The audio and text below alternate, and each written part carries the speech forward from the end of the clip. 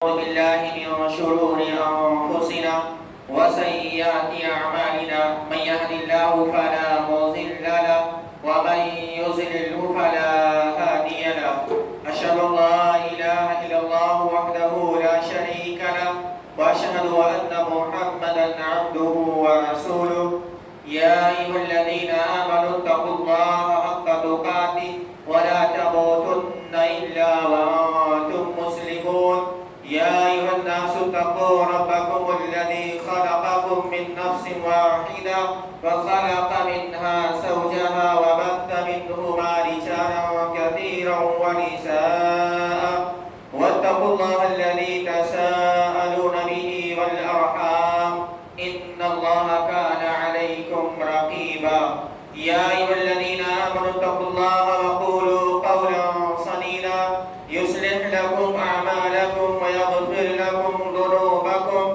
ومن يطع الله ورسوله فقد فاز فوزا عظيما أما بعد فإن خير الحديث كتاب الله وخير الهدي هدي محمد صلى الله عليه وسلم وشر الأمور محدثاتها وكل محدثة بدعة وكل بدعة ضلالة أعوذ بالله من الشيطان الرجيم بسم الله الرحمن الرحيم لقد خلقنا الإنسان في أحسن تقويم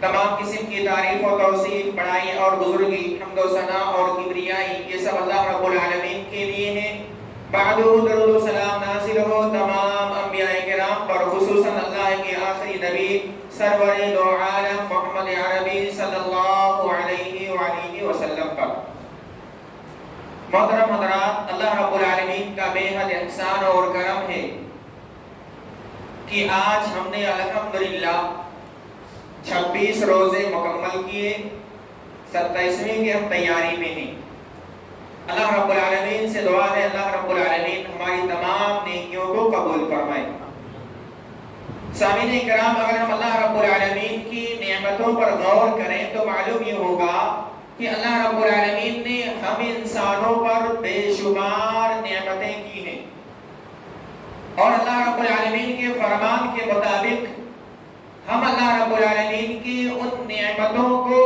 گن بھی نہیں سکتے ہیں کتنی زیادہ ہیں اللہ رب العالمین کی انہی نعمتوں میں سے ایک نعمت ہمارے جسم کے اندر بہت سے چھوٹی ہے بہت ایک معمولی سی شے ہے لیکن جسم کے اندر اس کا بہت ہی اہم مقام ہے آج کی اس محفل میں انشاءاللہ العزیز میں اس چھوٹی سی جو زبان ہے اسی سے متعلق میں کچھ باتیں آپ کے سامنے رکھنا چاہتا ہوں ابھی میں نے آپ کے سامنے قرآن مقدس کی ایک آیت کریمہ تلاوت کی اللہ رب العالمین نے فرمایا لَقَدْ خَلَقْنَا الْإِنسَانَ فِي أَحْسَنِ تَقْوِيمٍ یہ سورہ 3 کی آیت کریمہ ہے اس کا سیدھا اور سادہ ترجمہ یہ ہے لَقَدْ خَلَقْنَا الْإِنسَانَ کہ ہم نے انسان کو بہترین ڈھانچے کے اندر پیدا کیا ہے بہترین ساخت کے اندر ہم نے انسان کو بنایا اب اگر انسان اپنی ساخت اپنی بناوٹ اپنے جسم پر غور کرے تو اسے یقینی طور پر یہ تسلیم بھی کرنا پڑے گا کیونکہ دنیا کے اندر انسانوں کے علاوہ اور بہت سی مخلوقات ہیں آپ غور کریں گے تو معلوم یہ ہوگا کہ جو جانور ہیں ان کا سر جھکا ہوتا ہے فطری طور پہ آپ دیکھیں گے ان کا سر جھکا ہوتا ہے جانوروں کا لیکن انسان کو اللہ رب العالمین نے اس قدر بنایا ہے ایسے بہترین انداز میں اسے ڈھالا ہے کہ حقیقی معنوں میں اللہ رب العالمین کی کاریگری ہم انسانوں کی تخلیق میں نظر آتی ہے سامعین کرام اللہ رب العالمین نے ہمارے جسم کے اندر بہت سے ایسے اعضاء بنائے ہیں بہت سے ایسے حصے بنائے ہیں جو دیکھنے میں بہت ہی چھوٹے ہیں بہت ہی معمولی ہیں وہ ایک گوشت کا ٹکڑا نظر آتے ہیں لیکن اگر ہم ان کے کام پہ غور کریں گے تو ان کا کام بہت ہی اہم ہے اور ایسے ہی غور کریں گے تو بہت ساری چیزیں ایسی ہیں جن کو اللہ رب العالمین نے دو بنایا ہے اور بہت سی ایسی چیزیں ہیں جن کو اللہ رب العالمین نے ایک بنایا ہے مثال کے طور پر ہم دیکھیں اللہ رب العالمین نے ہمیں 2 ہاتھ دی ایک ہاتھ ٹوٹ بھی جائے, کوئی مسئلہ ہو جائے, کوئی حادثے کا شکار ہو جائے ہم, تو کم از کم کچھ کام ہم ایک ہاتھ سے کر سکتے ہیں. 2 پیر اللہ نے ہمیں بنائے, 2 آنکھیں اللہ رب العالمین نے ہمیں دی ہیں, 2 کان اللہ رب العالمین نے ہمیں دی. تو اللہ رب العالمین نے بہت سارے اعضاء کو 2 بنایا. ایک جانے کے بعد ایک باقی رہتا ہے, ایک سے ہم اپنا کام چلا لیتے ہیں. گھر سے تھوڑی بہت پریشانی ہوتی ہے لیکن ہمارا کام چلتا رہتا, رکتا نہیں. لیکن جسم کے اندر بہت سے ایسے اعضاء ہیں, بہت سے ایسے حصے جو ایک ہی ہیں. اگر وہ چلے گئے, وہ فیل ہو گئے, ختم ہوا, خراب ہوئے, تو پھر انسانی زندگی جو ہماری ہے اس کا گزارنا ہمارے لیے دشوار ہو جاتا ہے. انہی چیزوں میں سے ایک زبان بھی ہے. اللہ رب العالمین نے انسان کے جسم میں ایک ہی زبان رکھی ہے, ایک ہی زبان ہے. اب ہمیں سوچنا ہے کہ اس زبان کی اہمیت کیا ہے. خدا نہ خواستہ اگر کوئی حادثہ ہوا اور زبان ہماری کٹ گئی یا چلی گئی, خراب ہو گئی, جو کچھ مسئلہ ہوا, ہماری قوت گوئی جو ہے, بولنے کی جو قوت ہے, اگر وہ سلب ہو گئی تو ہمارے پاس دوسرا آپشن نہیں. اس لیے ہمیں اس کی حفاظت کرنی ہے. اس کی حفاظت ہمیں کیسے کرنی ہے؟ ظاہری طور پر اس کی حفاظت ہم کریں گے کہ ظاہری طور پر اس میں کوئی زخم نہ آئے, اس پر کوئی چوٹ نہ لگے, ہم اس کو بچائیں گے. یہ ہماری دینی ضرورت ہے, یہ ہماری جسمانی ضرورت ہے. لیکن دینی ناحیے سے بھی اللہ اس کے رسول نے اس کو محفوظ رکھنے کے لیے ہمیں تلقین کی ہے. لہذا جیسے ہم ظاہری طور پر اسے چوٹ سے, زخم سے بچائیں گے, ایسے اس سے نکلنے والی جو گفتگو ہے اس کے ذریعہ سے کوئی زخمی نہ ہو, ہمیں اس سے بھی اپنی زبان کو محفوظ رکھنا ہے. اللہ رب العالمین نے قرآن مقدس کے اندر فرمایا أَلَمْ نَجْعَلْ لَهُ عَيْنَيْنِ وَلِسَانًا وَشَفَتَيْنِ. سورہ بلد کے اندر اللہ رب العالمین نے فرمایا کیا ہم نے انسان کے لیے 2 آنکھیں نہیں بنائی ہیں جس سے وہ دیکھے, اور ہم نے ایک زبان اور 2 ہونٹ نہیں بنائے ہیں. یقینی معنوں میں اللہ رب العالمین نے ہمارے لیے 2 آنکھیں, 1 زبان اور 2 ہونٹ بنائے. ان 2 آیات کے اندر اللہ رب العالمین نے جن چیزوں کا تذکرہ کیا ہے, اگر ہم دیکھیں گے تو یہ ساری چیزیں کیا ہیں؟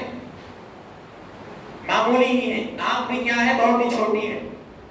ایسے زبان بھی کیا ہے؟ بہت ہی چھوٹی, معمولی ہے. ایسے 2 ہونٹ دیکھیں گے, ہونٹ بھی بہت ہی معمولی. اپنے جسم سے وقتی طور پر ان تینوں کو نکال کے سوچئے کہ ہمارے کام کیسے چلیں گے. ان تینوں کو وقتی طور پہ آپ اپنے جسم سے نکال دیجئے اور اس کے بعد اپنی زندگی کو تصور کیجئے کہ سماج کے اندر ہم کیسے رہیں گے, سماج کے اندر ہمارا مقام کیا ہوگا, یا سماج ہمیں کس ناحیے سے دیکھے گا. آنکھ نہ ہو تو گھر کے انسان بھی سامنے والے کو اندھا بولنا شروع کر دیتے, نابینا بولنا شروع کر دیتے, گھر والے بھی. زبان نہ ہو, انسانوں کو گونگا بولنا شروع کر دیتے. تو یہ چیزیں کیا ہیں؟ بہت ہی معمولی ہیں, لیکن اپنے قدر و قیمت کے لحاظ سے بہت ہی اہمیت کی حامل ہیں. اور آگے بڑھتے ہیں. اللہ رب العالمین نے قرآن مقدس کے اندر ہم اور آپ کو نصیحت کرتے ہوئے فرمایا یا ایھا الذین آمنوا اتقوا اللہ وقولوا قولا سدیدا یصلح لکم اعمالکم, کہ اے وہ لوگوں جو ایمان لائے ہو, اللہ رب العالمین سے ڈرو. وقولوا قولا سدیدا, اور تم سیدھی اور سچی گفتگو کرو. اللہ رب العالمین نے اس آیت کریمہ کے اندر, جسے ہم تقریباً ہر خطبہ مسنونہ کے اندر سنتے ہیں, اس آیت کریمہ کو ہم ہر خطبہ مسنونہ کے اندر سنتے ہیں, لیکن سننے کے ساتھ ساتھ کبھی ہمیں اس کے معنی پر بھی غور کرنا چاہیے کہ ان 2 آیتوں کے اندر اللہ ہم سے مطالبہ کیا کر رہا ہے اور ہمارے لیے خوشخبری کس بات کی ہے. تو اللہ نے اس آیت کریمہ کے اندر ہم سے 2 چیزوں کا مطالبہ کیا ہے, یعنی وہ ہم سے 2 چیز چاہتا ہے اور بدلے میں ہمیں اللہ رب العالمین چند چیزوں کو انعام کے طور پر دیتا ہے. کیا فرمایا اللہ نے؟ کہ تم اللہ سے ڈرو, اے وہ لوگوں جو ایمان لائے ہو, اللہ سے ڈرو. پہلا یہ ہماری ذمہ داری ہے کہ ہم اللہ سے خوف کریں, اللہ سے ڈریں. یہ اس آیت کریمہ کے اندر اللہ نے ہم سے مطالبہ کیا ہے. دوسرا مطالبہ کیا ہے؟ وَقُولُوا قَوْلًا سَدِيدًا, کہ تم سیدھی اور سچی بات کرو. معاملہ اپنوں کا ہو یا غیر کا ہو, معاملہ گھر والوں کا ہو یا عیسیٰ و اقارب کا ہو یا دشمن کا ہو, کسی کا نہیں بھی ہو، ہمیں سوچ سمجھ کر کے سچی بات ہی بولنی ہے۔ یہ اللہ نے ان دو آیتوں کے اندر، اس آیت کریمہ کے اندر اللہ نے ہم سے دو باتوں کا مطالبہ کیا۔ بدلے میں کیا ملے گا؟ اللہ ہمارے اعمال کی اصلاح کر دے گا۔ اگر ہم سچی بات بولیں گے، اللہ سے ڈریں گے، تو اللہ ہمارے اعمال کی اصلاح کر دے گا، اور اصلاح کرنے کے بعد بھی اگر کچھ کوتاہیاں ہو جاتی ہیں تو اللہ گناہوں کو معاف کر دے گا۔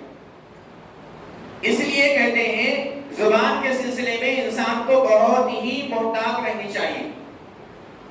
اگر ہم کسی کو تلوار سے، ڈنڈے سے، لاٹھی سے، چاقو سے مارتے ہیں تو وہ زخم جو ہوتا ہے وقتی طور پہ ہوتا ہے، دوا علاج ہونے کے بعد ختم ہونے کا امکان ہوتا ہے۔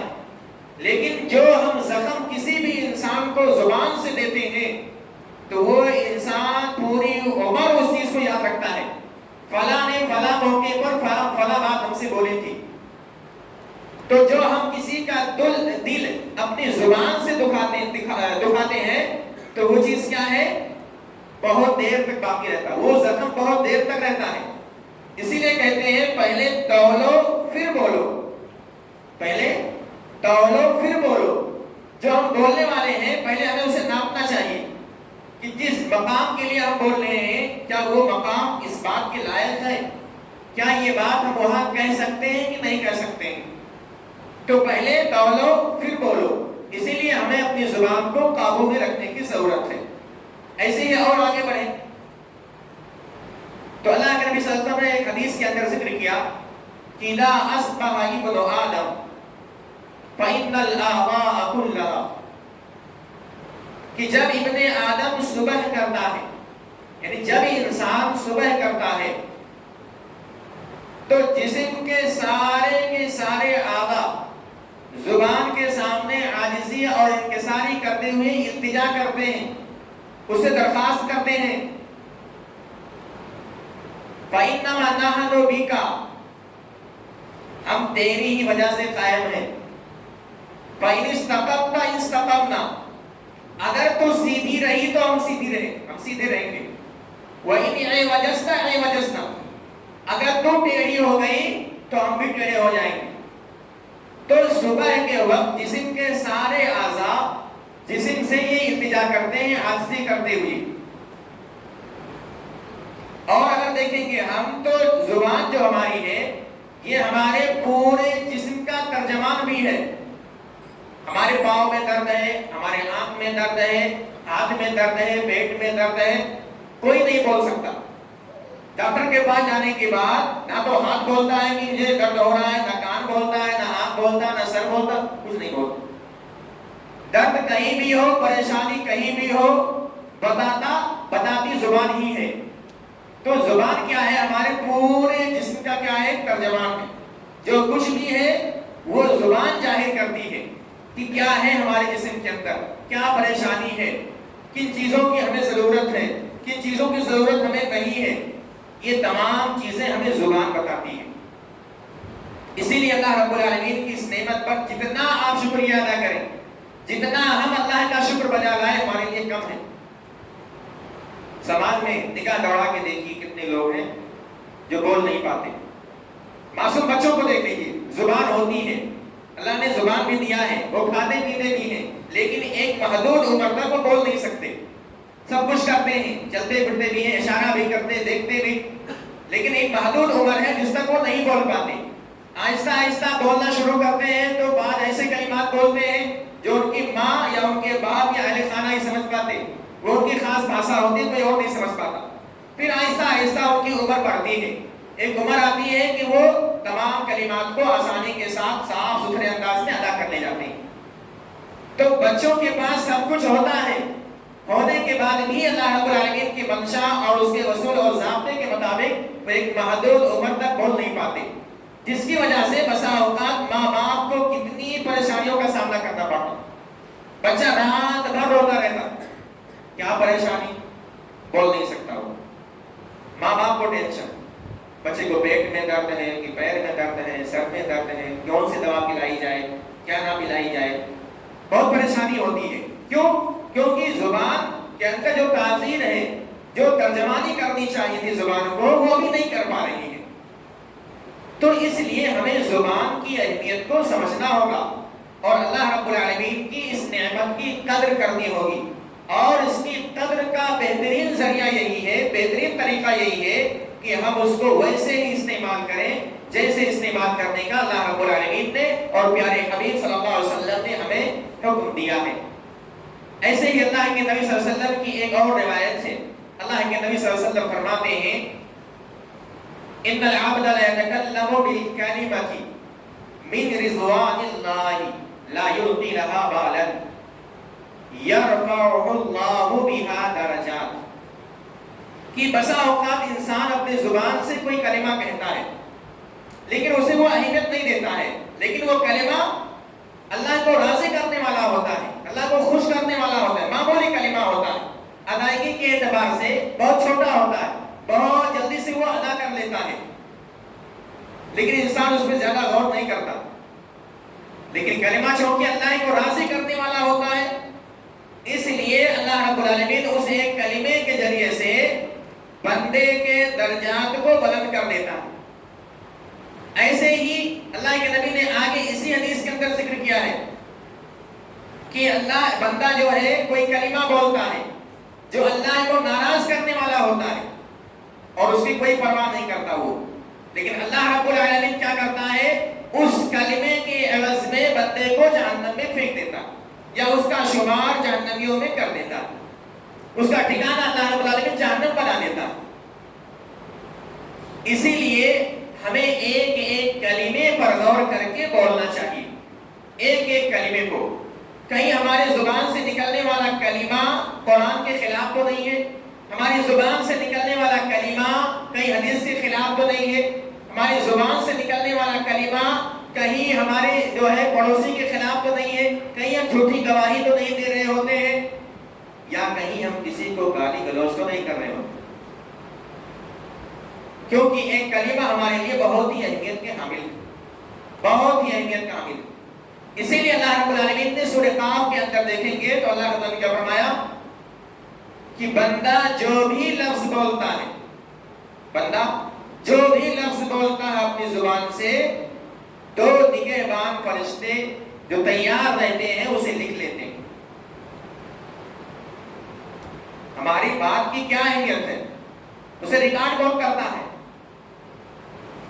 ہماری باتوں کو لکھتا کون ہے، فرشتے۔ جس کی خوبی کیا ہے، جس کی صفات کیا ہے، لا یعصون اللہ ما امرهم ویفعلون ما یؤمرون، یہ فرشتوں کی صفت ہے کہ اللہ جو حکم دیتا ہے وہی کرتے ہیں، وہ اللہ کی نافرمانی نہیں کرتے۔ تو ایسی مخلوق جو اللہ کی محبوب ہے، جو خطا نہیں کرتی، غلطی نہیں کرتی، اللہ کی نافرمانی نہیں کرتی، ایسی مخلوق ہماری باتوں کو ریکارڈ کے طور پر لکھ کر کے رکھتی ہے کہ نہیں؟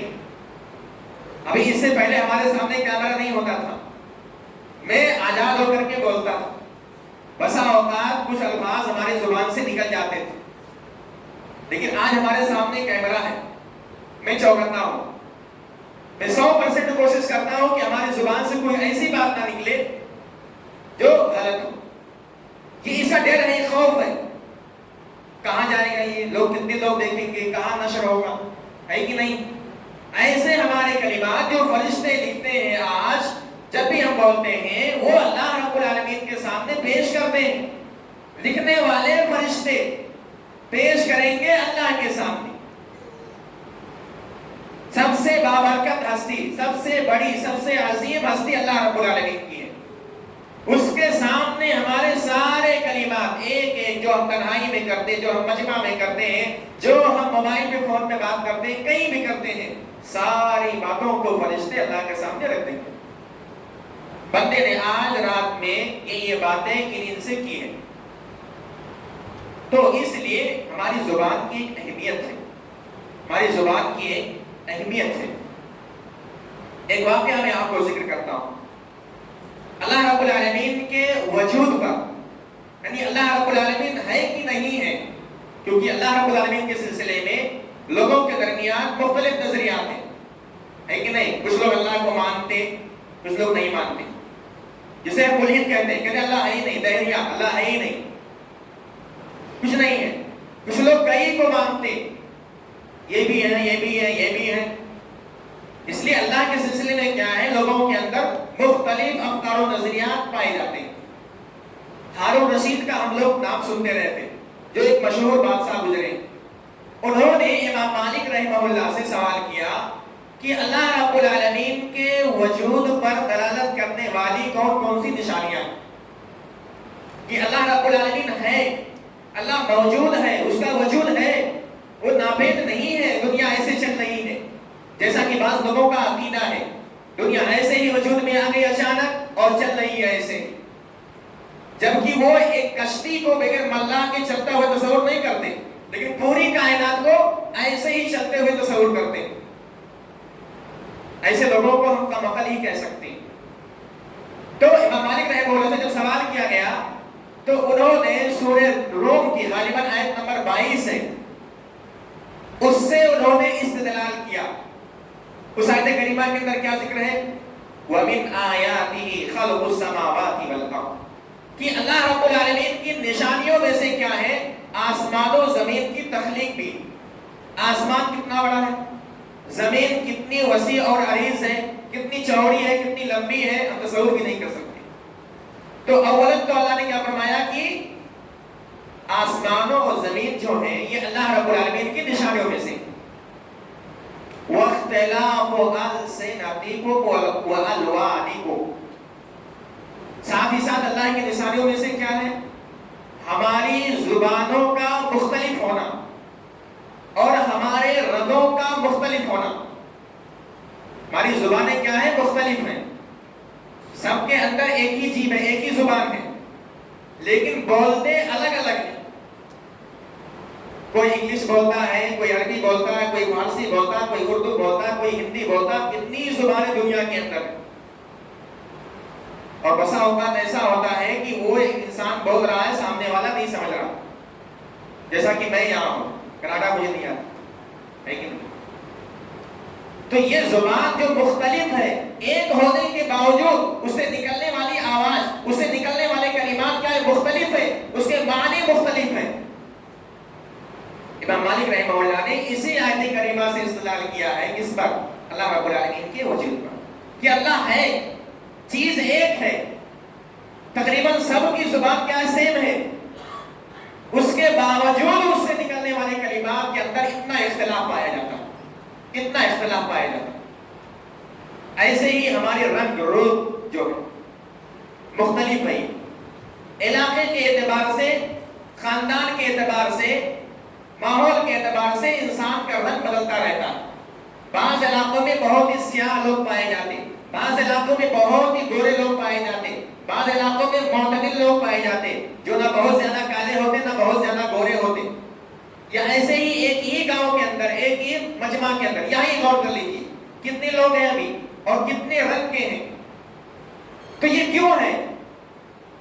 کہتے ہیں اسی سے اللہ رب العالمین کے وجود کا پتہ چلتا کہ اللہ رب العالمین ہے۔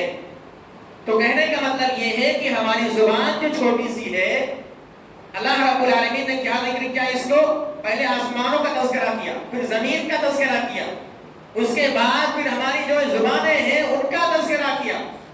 کتنی بڑی چیزیں ہیں جس سے اپنے وجود پر دلیل بخشی اللہ رب العالمین نے، دلیل پیش کیا۔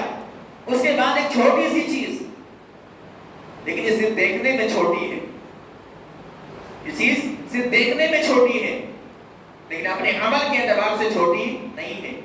اسی لیے اللہ رب العالمین نے، ہم دیکھیں گے ان کے مد مقابل اللہ رب العالمین نے ان چیزوں کا تذکرہ کیا ہے۔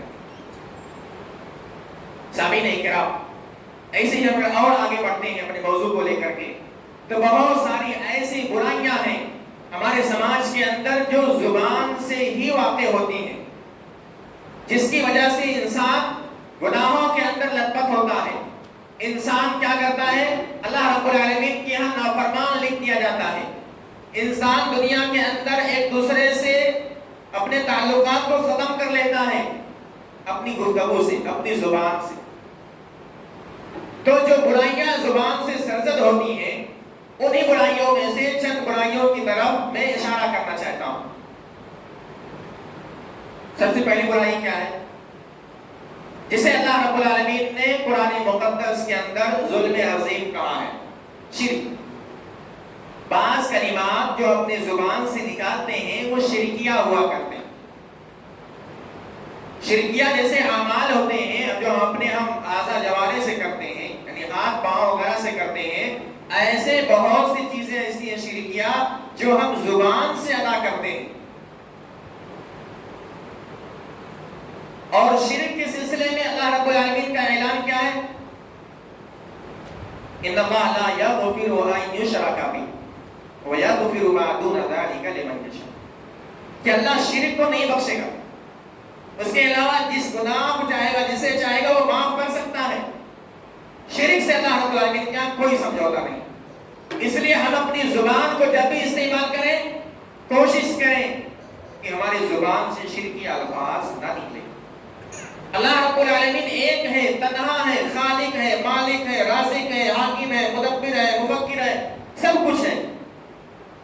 ان تمام چیزوں میں اللہ کا کوئی ساجھیدار نہیں، کوئی شریک نہیں ہے.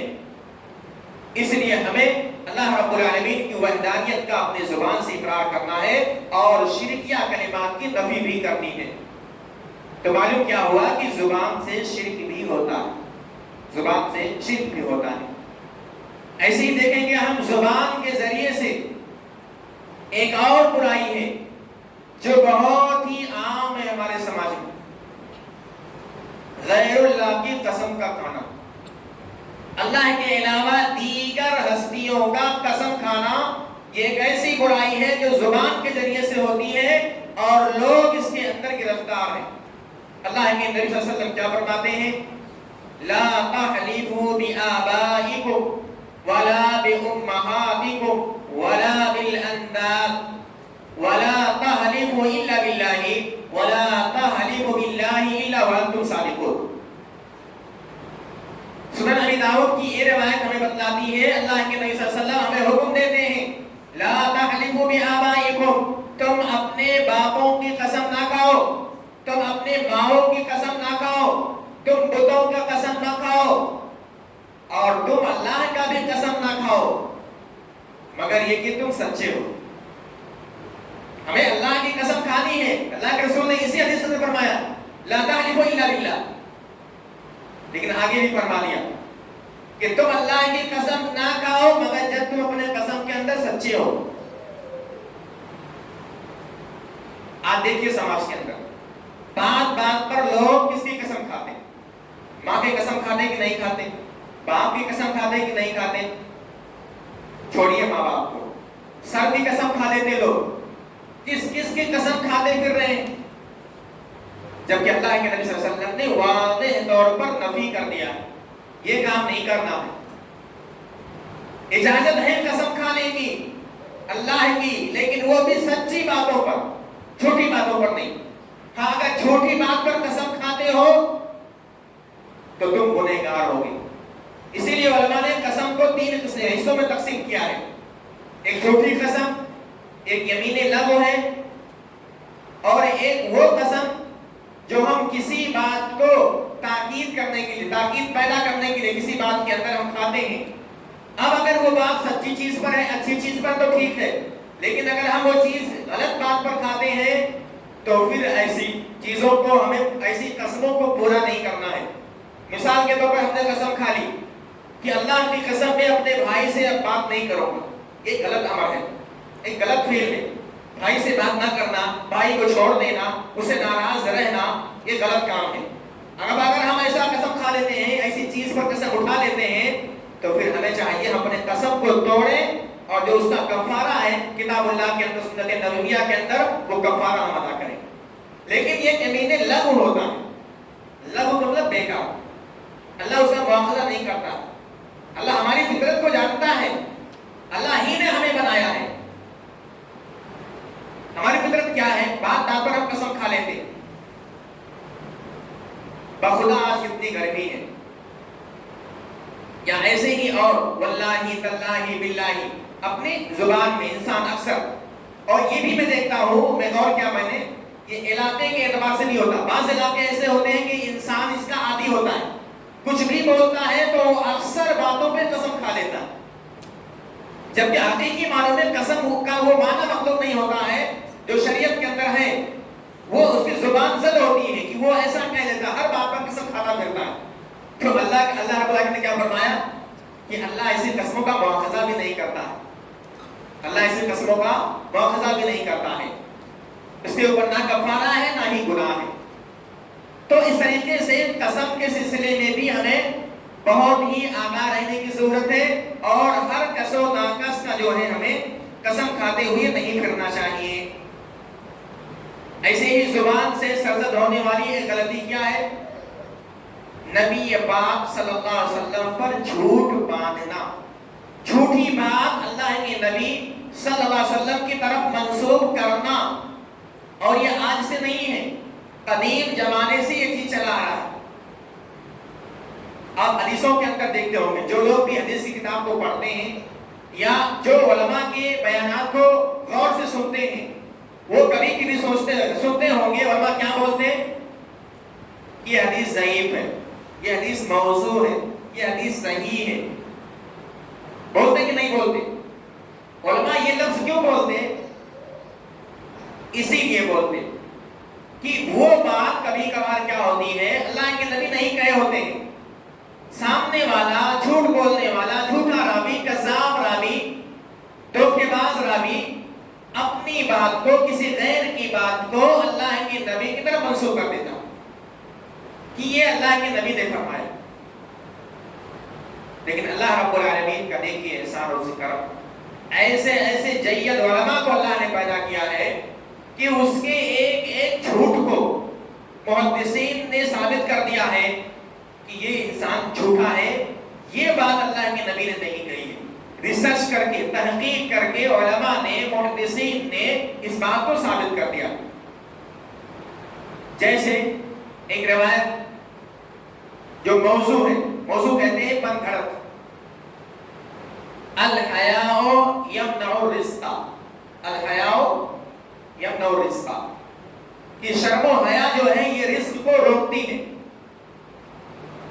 راوی نے کیا بیان کیا؟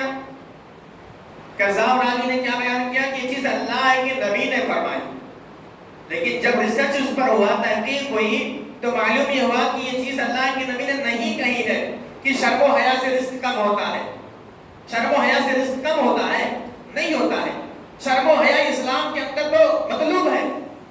اللہ کے نبی صلی اللہ علیہ وسلم خود ہی بہت زیادہ باحیا تھے، بہت زیادہ شرمیلے تھے، تو شرم و حیا یہ رزق جو ہے وہ نہیں روکتی ہے۔ یہ حدیث کیا ہے؟ موضوع ہے، من گھڑت ہے۔ تو جو بھی اس کو، اس بات کو، اس قول کو جس نے بھی اللہ کے نبی کی طرف نسبت کی ہے، وہ انسان کیا ہے؟ جھوٹا ہے۔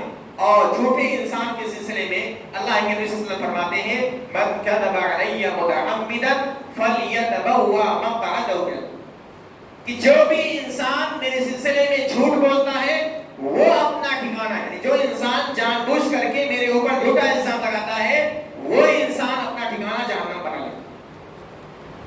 آج سوشل میڈیا کا دور ہے، ابھی ہمارے سامنے سوشل میڈیا سے متعلق موضوع آنے والا ہے، میں اس میں نہیں جانا چاہتا، میں آپ کو اشارہ کرنا چاہتا ہوں کہ سوشل میڈیا پر آنے والے ہر قول، ہر بات کو شیئر نہیں کرنا۔ حضرت علی کا قول یہ ہے، حضرت عائشہ کا قول یہ ہے، اللہ کے نبی کی حدیث یہ ہے، بس ہم نے اصول کے لیے کر دیا، دوسرے کے پاس فارورڈ کر دیا، نہیں کرنا۔